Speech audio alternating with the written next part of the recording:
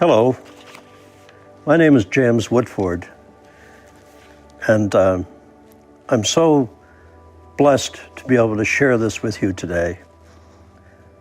I have a story that is truly, I think, unique, because for someone that had never believed in God, not truly, to suddenly realize and be made to realize that heaven is real, it exists, and Jesus is real. I want you to know something. I'm not a pastor, I'm not a preacher, I'm truly not. I'm just someone that was chosen to have this incredible experience. Having spent a good part of my life as a pilot, a businessman, I was at best ambivalent about God. And 3 years ago, a little over 3 years ago, with complications from an illness, I died. I was clinically dead and saw something truly incredulous, something that I never dreamed could ever be real. For me, I'm sad to say, Christians were someone who, I don't know, I just couldn't understand. If it wasn't in a technical manual, how can you believe it? That was the pilot side of me. I had to see the technical issues behind something to truly understand it. And what I realized now, of course, was I had no faith. So if I'm not a pastor and a preacher, then what am I? Look, I'm just a traveler. All my life I've traveled the globe. And then I have this incredible experience, and I traveled to a dimension, a world, that those of you who have always believed, you know exists. And I ask myself every day, why me? Why not some deserving follower of God, someone who had devoted their life to his teachings, to the teachings of Jesus? Why me? And I remember one evening saying that, and there was this wonderful pastor who was over 90 who put his hand on my shoulder and said, "Jim, don't ask that question. You're simply living proof that Jesus loves a sinner." And it's a claim to fame that I don't enjoy, but I understand now what he meant. Because I have been forgiven. I've been profoundly changed. I've been renewed. And so I want to share with you this journey. And it is called Heaven, an Unexpected Journey. I wish with all my heart that I had discovered this at the beginning of my life. But I look back now on my life, and I see the hand of God on the narrow escapes that I had as a pilot. All the things that I thought I survived because of my own skill. But you see, God works in wonderful ways in everyone's life. You just have to recognize it. You just have to see his hand guiding you. And I had to live most of my life before I realized that the hand of God was upon my life. And so I pray with all my heart that this story will be a blessing for you. I was born in the province of Newfoundland, Canada, and in the north, the northeast. When I was a young boy growing up in the 50s and 60s, how many people got around was by small aircraft because of the impassability of the roads and so on. But so I grew up watching these planes, and I developed a love for aviation very early on. And to me, it was just such an incredible thing that to be able to fly above the earth and to look down. And so I was intrigued by it, I was in love with it, and I think most kids enjoy aircraft.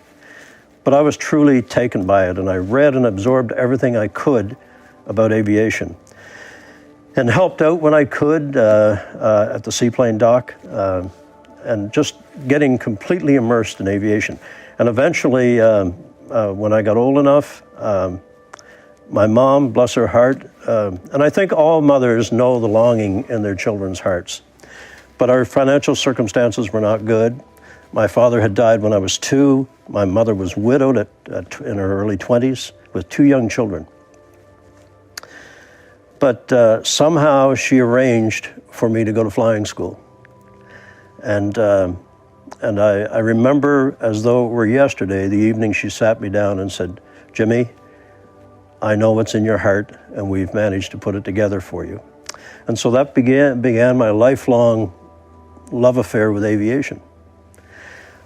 And I was blessed to be able to advance fairly rapidly, not just from the bush planes and water bombing and crop dusting, and I was right on the tail end of the old-fashioned way of flying. And you must remember, in those days, there was no GPS, there was no cell phones.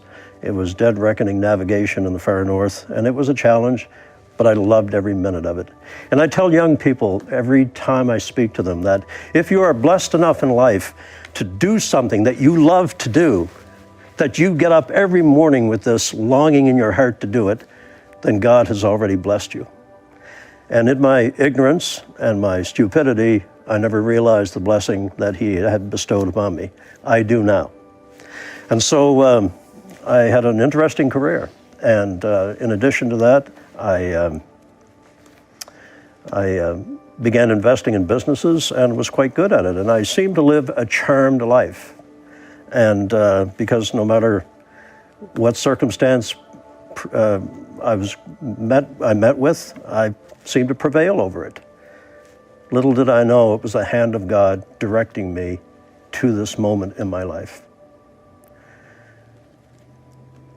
As I said earlier, I was at best ambivalent about God.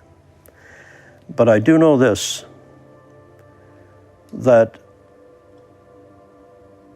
as the great Billy Graham said, when you come to the end of yourself, you come to the beginning of God. That's what happened to me. I recognized that I was blessed in not just flying, but and the business world, but one of the greatest blessings was meeting my wife, Lorraine, and she is the light of my life. And I say in the dedication of this book, I realize now she was my first angel. And I'm so grateful to God for having her in my life. Because you see, Lorraine always had what I lacked, and that is a strong belief in God and in the goodness of God. She and her sisters, who would play a big part in what happened to me later, had a deep and abiding love of God. And I would remain silent, but I would in my silence, I would think, how can intelligent people believe in these old legends written by ancient men in dusty old books? Folks, I tell you this, the Bible is the operator's manual of your life. It is how to live your life. And I read it and study it every day now because I'm trying to understand as much as I can so that I will no longer be ignorant in the ways of God. You know, it's interesting. I seem to have done it in reverse. Most people are raised Christian, they go to church, they have a loving Christian family, they come up through, they study the Bible, it's part of their education, and they eventually become involved with the church and live their life according to the Word of God. Then they pass and they go to where they've always believed they would go. I've done it backwards. I went to heaven, and now I'm coming back and learning everything in the reverse direction. So, my scriptural knowledge is limited. I have no knowledge of theology, but I'm trying hard every day to learn. But I do know this, that God, I think, chooses the most unlikely candidates to have this experience. And I know now that I am certainly not alone, not by a long shot. When I speak to people, many times people will come up to me very shyly and say, Jim, 10 years ago, I had a heart attack. I saw angels. Or I died on the operating table. I saw my mother. Or I saw God. Or I saw Jesus. And many people are reluctant to come out and talk about that. But you see, I had to come out and talk about this because I stood in front of Jesus Christ, the Son of God, and he gave me a commission. He gave me a commission to go and tell my brothers and sisters of the wonders we have shown you. And so today, that's what I want to do. As I said, I led a charmed life. But I was filled with the need for material things. I had a collection of British sports cars. We had a large, a large yacht. Everything, the beautiful horses, everything that one would think epitomized the classic American-Canadian dream of success. And yet, and I never admitted this openly, I would lay awake in the middle of the night and I would have this yearning inside of me, this feeling that, is this all there is? Is this all there is? And I would interpret that feeling as, well, I must need a faster car or a newer Jaguar or a bigger plane or a bigger boat. And I'd go and I'd buy those things and I'd play with them for a week, and guess what? The yearning would be back. The yearning would come back. Do you know what that yearning is? And I think if you're honest with yourself, most of us will admit to this feeling, is this all there is? What that feeling is your soul wanting to go back to the source from which it came, God's light. In each one of you, and I was shown this, in every one of you, you have no idea how truly special you are. That in each of you is the light of God, the light of God. But with life and in the throes of making a living, trying to compete with the next person, we allow that light to get dim. And my light, I think, was almost extinguished. But yet, God in his mercy stands forever ready to take you back.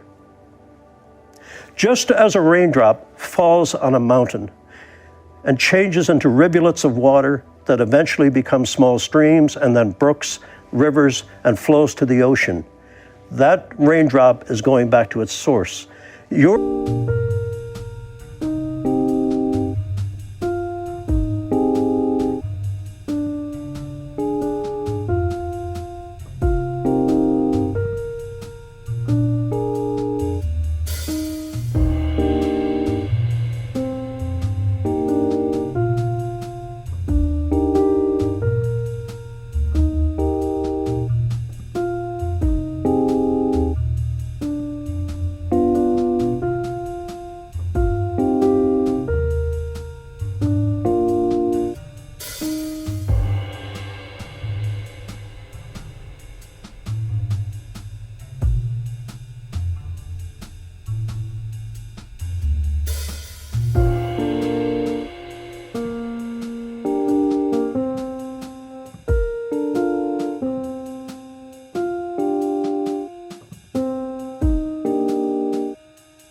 light within you wants to go back to God's light.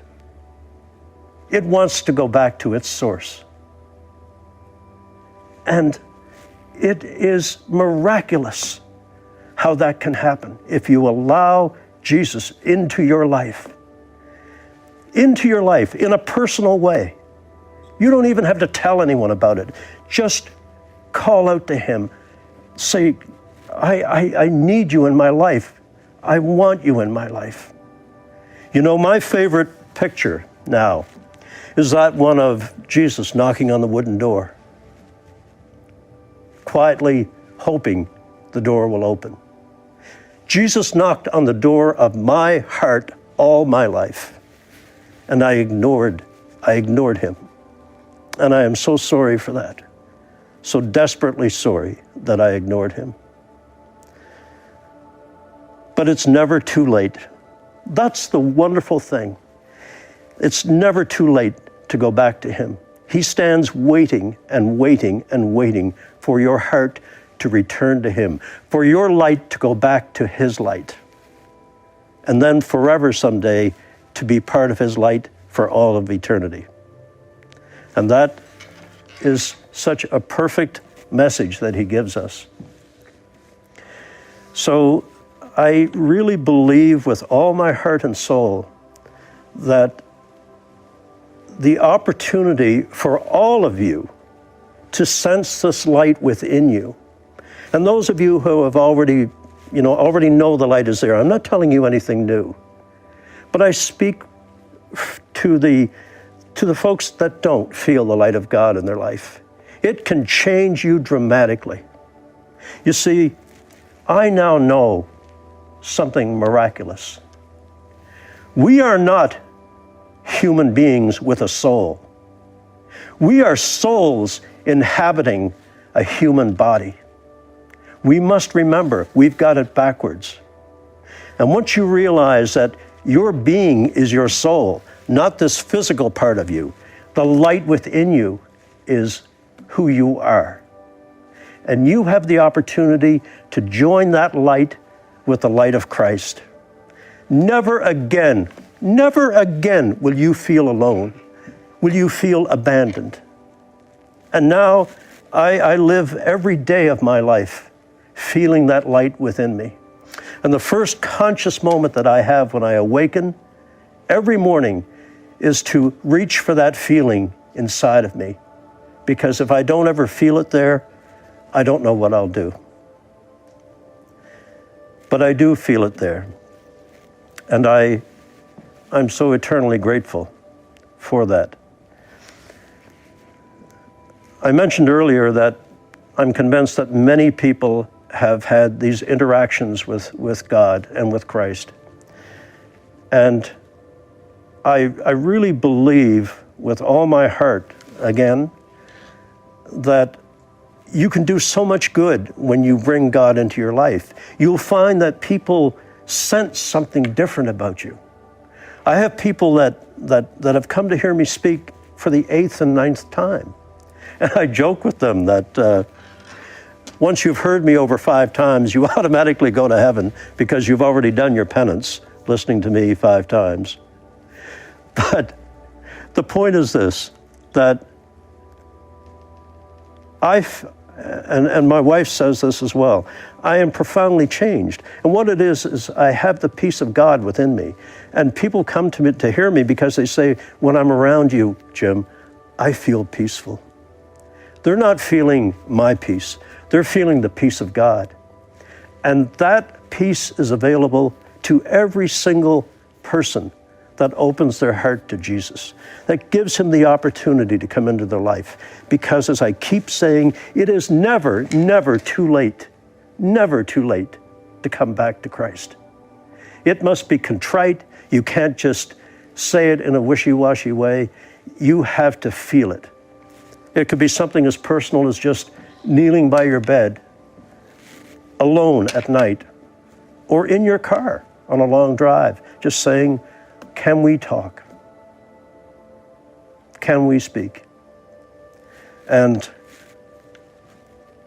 people say to me, I pray, but I don't hear God speaking to me. Well, look, if you're expecting to hear the voice of Charlton Heston or the wonderful Morgan Freeman, it's not going to happen. God speaks to you in your own voice, which begs an honest question. How do I know when it's God and not just my ego or my mind or my consciousness? Believe me, you will know. Because when God speaks to you, you don't hear it here.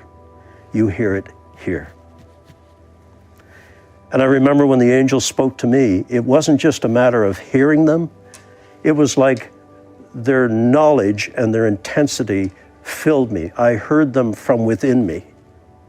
And that's what you will hear once you commit your life to God.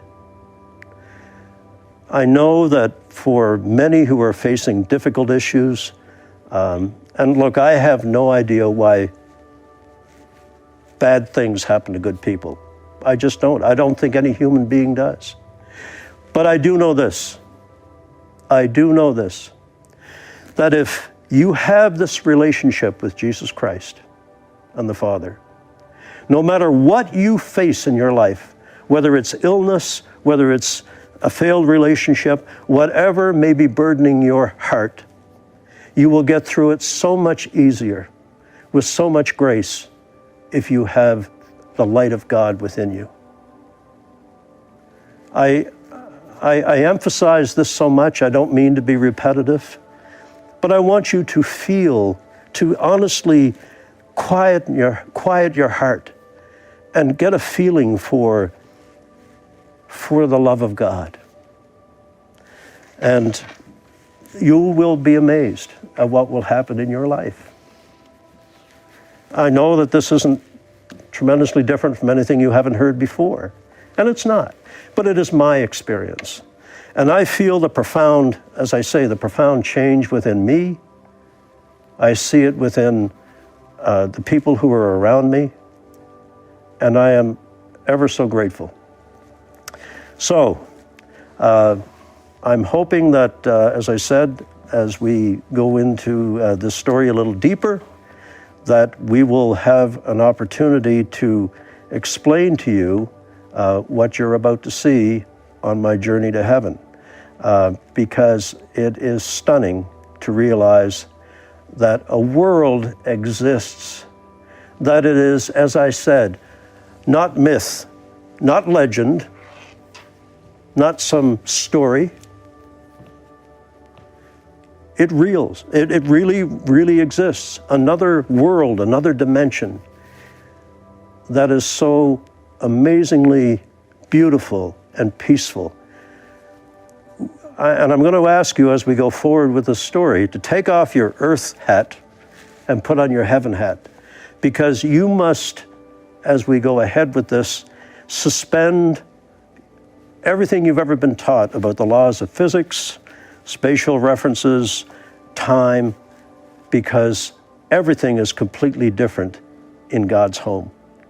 Completely different in a wonderful way.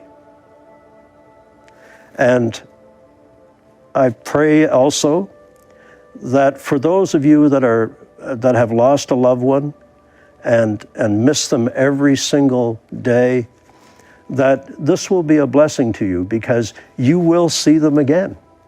You will see them again. And I'm going to explain to you exactly what happens when you do. So that is such a comfort to people, or to parents who have lost a child through tragic circumstances or disease, that when they eventually get to heaven, if they follow what I'm suggesting, that beautiful child will greet them in heaven, and they'll be forever together. And I have had so many wonderful experiences of people that have come up to me and said, what a blessing it is to know that I will see my daughter who passed away, or my son who was killed in a car accident. Because we have become people that are hopeless, in the sense that we've given up hope. And this message is one of hope. It's one of despair, my despair. It's one of revelation. It's one of salvation and ultimate redemption. One of the things that people say to me that are renewing or beginning their relationship with Jesus is, Jim, I don't know how to pray. It's been so long. What do I say? What do I do?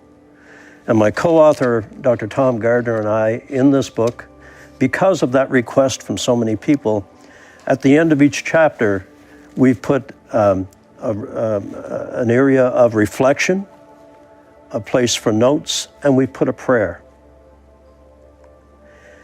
And that prayer is important because for those who have not had a relationship with God, this is all new to them. And so I would like you to join me in this prayer just before we begin the actual journey, that God, you come into my life. Please come into my life. I am sorry that I have ignored you for so long, but I need you in my life. I realize now the emptiness that I have within me.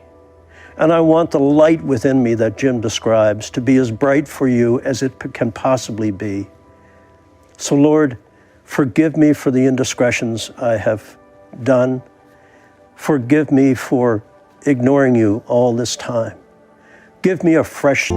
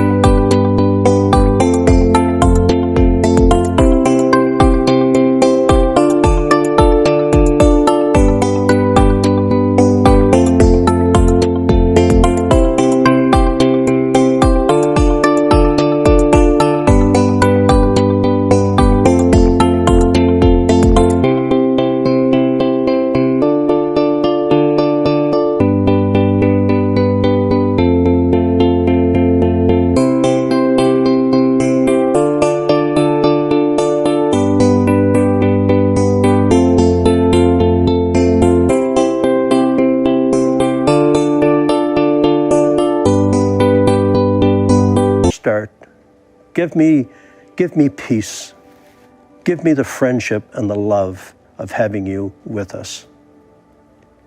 And I tell you that a devout prayer like that, nothing grandiose, just something heartfelt from your inner being, from your source, will be such a blessing to you. It truly will be.